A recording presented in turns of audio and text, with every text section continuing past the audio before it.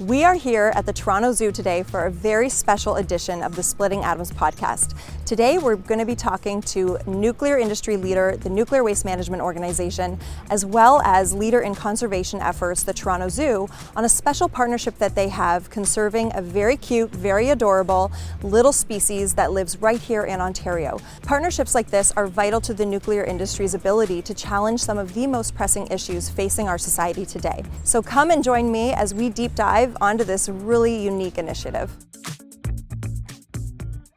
I'm now here joined by my friends Toby and Melissa. Toby is from the Toronto Zoo and Melissa is representing the Nuclear Waste Management Organization. Welcome to you both. Good morning. Great to be here. Thanks. Great to have you with us today. It's such a fun morning. Now, Toby, this is probably a little normal for you, but for myself and my videographer Chelsea, as we showed up, we were like kids on Christmas morning, coming to the zoo, getting here early, hearing all the sounds and sights. So we were very excited. So thank you to the Toronto Zoo for hosting us today. And I want to just dive right in. This is such a unique program and maybe not one that people first think of when they think of nuclear partnerships or Toronto Zoo partnerships. So Toby, to start us off, tell us a little bit about what this program is and the work being done. So this is a program which at its heart focuses on bat conservation in Ontario. Bats in the province and more broadly in North America are facing a really tough time. There's some really big conservation issues, there's disease, there's habitat loss, different things that are causing declines in those populations, and we're seeing those numbers really down, and we don't want to lose those species. We don't want them to disappear off the map. The goal is to be finding ways to slow that decline, to understand the species, to fill in knowledge gaps about where they are and what they need, and we're doing that through practical on-the-ground research and conservation. So that means getting out in the field and listening to bats through acoustics, catching them, radio tracking them, and asking questions that sort of tie into practical conservation methods we can take, and we need that balance between monitoring and practically doing things. And so we're also looking at how we can bring new methodologies and new approaches in to support that goal. So really understanding what's going on, what we're observing, so that we have full awareness or really great perspective on how to help solve and support bats with some of these challenges that those species are facing. Yeah, absolutely. Yeah. And I think we're driving a lot of those problems, and we can also drive some of the solutions. Absolutely, and it's going to take a lot of us to do that, a collective effort. And Melissa, I would love to hear the inspiration and the driving force behind this of NWMO saying, this is something we want to get involved in. Where did that inspiration come from? And thanks. We, at the NWMO, everything that we do, our entire reason for existing is to protect people in the environment.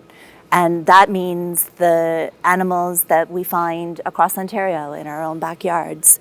And a few years ago, as we were starting to really think about the importance of the work that we could do beyond the need for fulfilling our specific mandate for the long-term management of used nuclear fuel in a safe and responsible manner, we realized that we had a real opportunity to bring attention and long-term effort to some of the conservation initiatives that are happening in Ontario, and to really live those values that we want to leave things better than we found them. I realized that bats were in a lot of trouble. It's something that doesn't necessarily get as much mainstream attention as some of the other perhaps more charismatic species. And we thought, a small group of us within the NWMO who specialize in environmental protection thought, we might be able to create some real opportunity and get involved in something meaningful. And that was the start. That was the spark of the idea to create the partnership that we have with the zoo. That's incredible work. I know it's so important to the NWMO to be partnering on things like this. Why is it so important to your initiative and your strategy as you move forward as an organization? Yeah, both internally and also with the many thousands of Canadians and Indigenous peoples that we've talked to over decades, the responsibility, the stewardship that we need to have for caring for the natural world is really evident. And so we know that we can't do this alone. We know that this, species conservation, species recovery it takes everybody, and no one organization or individual has the expertise, the resources, the reach to really move the needle in a way that we needed to for Canada's or Ontario and Eastern North America's native bat species. And so we realized that we might have the resources and the reach and also sort of the long-term vision that's really needed for these types of conservation efforts. But we didn't really have the expertise. And so, enter Toby, and you know, I don't know, it's like the universe created these opportunities for us to come together. Mm-hmm. It's because you really are our representatives. When I say there's so many people here in Ontario and Canada and around the globe who have the same concerns and the same desires to protect our environment and to be doing things that are great for animals and the species we share the planet with. So you really are aligned so much and the stewards for the nuclear industry and a much larger picture in safeguarding that and finding partnerships. Now, Toby, speaking of the partnership, it's a bit of an untraditional one, maybe we'll say, for the Toronto Zoo. What gave your team the confidence to partner with someone like NWMO and align your goals? Yeah, absolutely. So partnership is fundamental to a lot of the work we do, but admittedly, when we sort of hear it, nuclear is a big scary word if you're not familiar with it, and it was a partnership or a sort of approach that we had to take some time to think about a little bit. But overall, I think it was actually a pretty easy decision. The sort of institutionally, that was something we were prepared to sort of collaborate and work with. And the key things that really, I think, got us to that point were understanding the shared values that we hold. And so one of the things that impressed me early on was NWMO's approach to Indigenous relationships, which was key from the beginning of our conversations. And it was clear that was sort of a non-negotiable for them. That was something they expected us to sort of do well, and that even though they were approaching us, if we didn't do it well, then we would be out. And I think that's a really nice, kind of clear, upfront place to start from. And also as part of that, the willingness to sort of have conversation and dialogue about how we can do conservation effectively. So a lot of the conservation work that we do at the zoo and that happens more broadly is funded through grants and donations and sponsorships. It's hard to get hard funding for that. And that's really challenging when we're trying to do conservation projects with long-lived species. Long-lived species need long-lived conservation. And that's hard on a sort of 1 or 2 year grant cycle. And that was, again, one of the early conversations we had with NWMO, is that we need to sort of maybe have a longer term partnership here where we're investing in that conservation, where we can afford to take more risks, like going to Northern Ontario, where it's a lot harder. We didn't even know going up there if we'd be able to catch bats, to sort of invest in and test out new technological approaches, which is a risk. It might not work. It's harder to do that on a shorter funding cycle. And so having that opportunity has allowed us to sort of get into deeper, more meaningful conservation. And that was a great place to start the conversation. Amazing. I love it right now too, because the zoo has just opened, and so I hear a family has just entered into the NWMO, the little bat exhibit here. So it's awesome because we're seeing the youth and their families learning more as we film this. So that's phenomenal. There's an action right now. But so I can't imagine the resources that must go into a project like this. And Melissa, I want to hear from you of what that's been like for your team too, but even the technical resources that have to come in and what has to align there is overwhelming for someone who's in branding and marketing, such as myself, to even think of. So tell me from your perspective what this has been like. I of course picture what it'd be like to partner with the zoo, and it mostly includes cuddling furry animals, which I know is my own delusion, but it happens sometimes. Which I include bats as a cute little, and I think they're adorable, so they're included for me. Yeah, it in the early days of as we were getting to know each other, and it took time at the NWMO. There was a small group of us who really saw the potential and got really excited about what this work could be. But from our perspective, it was a bit of an untraditional approach as well in the nuclear industry to think, I know, let's go to the Toronto Zoo and learn, see if we can get a partnership. That every day to my team. Let's find a way. Let's find a way. And you know what? That's really amazing because at the time that this work, so we started this work in 2018, I think. Yep. We first reached out. But myself and my colleague, who's now become VP of Regulatory Affairs, Alan Webster, we were sitting in Alan's office and really just like looking at the whiteboard, drawing on the whiteboard, talking about the opportunities, what could we do, how could we make something really special, and we both got really excited, and it was really Alan's vision to be bold, to make a big investment. You know, for us, it was non-negotiable that it would be long-term as well, because we know that real conservation takes time and resources, not just funding resources, but also human resources. Oh, yes. And a commitment to really build relationship with each other in the areas that we might be working, but at the zoo and also at the NWMO. So I really want to credit Alan's bravery in bringing that vision to the NWMO executive, you know, really helping people see the importance of, you know, what else our work could be, the bigger opportunities that our work can bring to conservation. Alan was successful, and we entered into a 5-year agreement, investing over $1 million initially to support Toby and his team.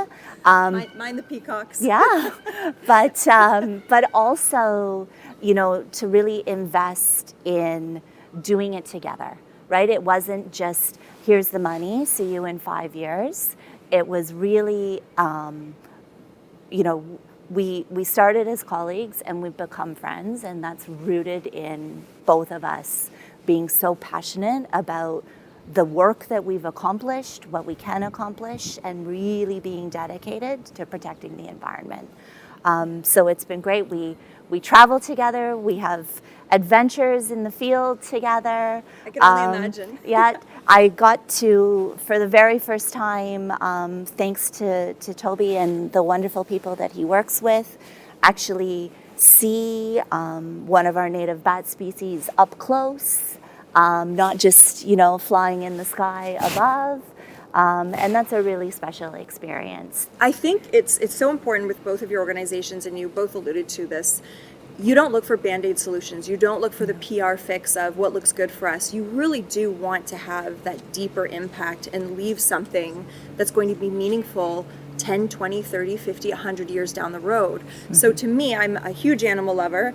I'm a bit of a nuclear nerd, as everyone knows. It's such a natural pairing, even if untraditional, because you both want real solutions here and real understanding and knowledge that goes much deeper and is going to last for a very long time. So when you say it had to be, you know, a long-term kind of commitment, yeah, and you're partnering with leaders in what they do with the Toronto Zoo and all of the conservation efforts. You know, I follow Toronto Zoo Conservation on Instagram and socials. I know all the work that your organization is doing, and then you bring in the resources and the great people at NWMO as a partner. It might be untraditional, but I think it's a natural fit in so many ways. Now, leading into that, both of your organizations, and something that I really appreciate about the Nuclear Waste Management Organization and the Toronto Zoo, you're both very strategic in your business initiatives and some of those goals, but you look at it from the perspective of that bigger picture of what are we building and leaving for generations to come. So how important is it that community involvement and ensuring you're hearing from people and it's an inclusive process as you attack an initiative as grand as important as this? Yeah, absolutely. So from a zoo perspective, people are naturally a huge part of what we do. We're a public-facing organization. We have over 1.3 million guests a year, and we want to connect those everyone there in a wider community to the conservation work that we're doing. And I think that's an important value to us. It's an important value to me in 21st century conservation. If we look at the history of how we did conservation, there's a lot of great work, but a lot of the time we considered the wildlife and the wilderness separate from people, and that's not how it is, and that's not how we solve these problems. And so making those connections is really vital. And the work that we're doing, the work with bats, is often on off-site. It's at night. It's away from what people see. And so key part of that is connecting that to people. We're stood in front of our bat exhibit on site, which provides a key anchor for that program that's part of the hidden zoo, but connects that into the zoo that people see every day. It is so cool in there. Thanks. It is really, really neat. If you've not visited the zoo lately since this exhibit has been put up, I highly recommend it. We were walking through it before we started filming today. So much information, but just fun and great to learn and see kind of how we can all get involved. So I know I interrupted, but too much fun to not interrupt. Absolutely. And then we also want to connect, not just tell people about the conservation work that we're doing, but we also want to involve them with it. Our CEO has a phrase he likes to use, which is conservation is a team sport. I think collaborating with NWMO is a really great example with that, but we want to make that team as big as possible. So one of the standout pieces of the partnership that we've had in recent years is establishing a community science bat monitoring program where we lend people bat detectors. They put it up in their backyard, they record bats. And the biggest challenge we've had with that is that more people want to be involved than we can support, so we're trying to sort of increase our capacity. But it also shows how much people care about conservation. With community science, there's always a bit of a trade-off between do we prioritize the community aspect or do we prioritize the science? And we've made a decision to prioritize the science. And I think I'm really happy with that. I think that's paid off. And one of the biggest things we've learned from that is that the community also prioritizes science. They want to see the data coming out of that. They want to see the impact of what they're contributing to, and they want to contribute to it. So, can I add a little bit more to that? Absolutely. One of the things that's very important that we've learned through our work is that you need to share the science. You need to make it accessible. You need opportunities for people to participate in the science, both in generating the information, but interpreting and using the information. And we've had opportunities in community to do that. And the citizen science program that Toby mentioned is, really a gem, a shining star of an example of how community can make meaningful contributions to science and conservation. And we were really honored to be recognized as an outstanding example, this partnership and the citizen science and science aspect of it at the COP15 Kunming Montreal meeting that happened in December of 2022. So COP15 is really affectionately known as Nature COP, and we were selected to be featured in the Canada Pavilion as an outstanding example of biodiversity conservation effort. And so that was really important validation on the global scale of the work that we're doing here together. Absolutely. Amazing. And I guess the grand finale, what are some of the measurable impacts or information that we're seeing from this program? And I'm so excited to come back maybe in future and get some updates, but what are we seeing right now today from this? I think I'll start. So, we're into the last year of our existing partnership. It's been 5 years. And what's happening is we're really building understanding. We're growing the understanding of the ecology and the needs of these animals. We're growing an understanding of the genuine connection that people have with bats and the species that we find in our own backyard, and this real understanding for the NWMO of biodiversity matters, and our mission to protect people and the environment is so essential. The service that we're going to provide. So this grand understanding is, I think, one of the most important outcomes of what we've achieved so far. Yeah, I think I would agree with that. Other things, so in terms of directly in the bats with the research projects that we've done, we're several projects were in the home straight of taking those forward to publication to really share that information and learning and understanding, and get that knowledge out there. And so projects in Northern Ontario and in Southern Ontario, kind of sort of focusing on different aspects of bat conservation and different impacts there. So yeah, we're looking forward to sort of putting those pieces out in the sort of coming time. But I really like Melissa's point, and I think it's also sort of well worth celebrating the framework and the sort of opportunity and the mechanism we've developed and sort of nurtured here to keep doing that conservation work. And so that longer term investment, we've been able to grow our team. I have the privilege of being part of this conversation, but I'm representing a much larger team that is doing our work and that is out in the field late at night and in fighting off the mosquitoes. So, which bats eat a lot of. They eat a few, probably not as many as everyone would like. Okay, People would don't like don't them say to that eat part, more. though. Lots of Nature's moths mosquito and agricultural pests. interesting. Like they have an Okay. important role in regulating, Of but course. it's less about eating the mosquitoes and making it comfortable for us and more about the I know. ecosystem I can't. service. Yeah. If only we could have it all, Caitlin. So that's incredible. So key takeaway here is we are building that understanding. We're starting to see more and more people become aware and want to participate. So leading into that, what is a good next step for our viewers and our audience if they want to stay engaged, if they want to keep up with this program, and if overall they want to understand how they can contribute to programs like this and other conservation efforts? Yeah, so I think you can learn more about our bat conservation program and our kind of broader efforts at torontozoo.ca/bats. And you can reach out to us there. Coming to the zoo, visiting our bat exhibit is a great way to learn more as well. And just it's not the most practical thing, but the thing people can do that I think most helps bats is just to take a positive perspective on bats. Give them a chance if you're not sure, learn a little bit more about them, see how cute they are. And then sort of spread that message. With bats, there's a little bit of hearts and minds. They have a bad reputation, and we need that to go away. So everyone can help with that.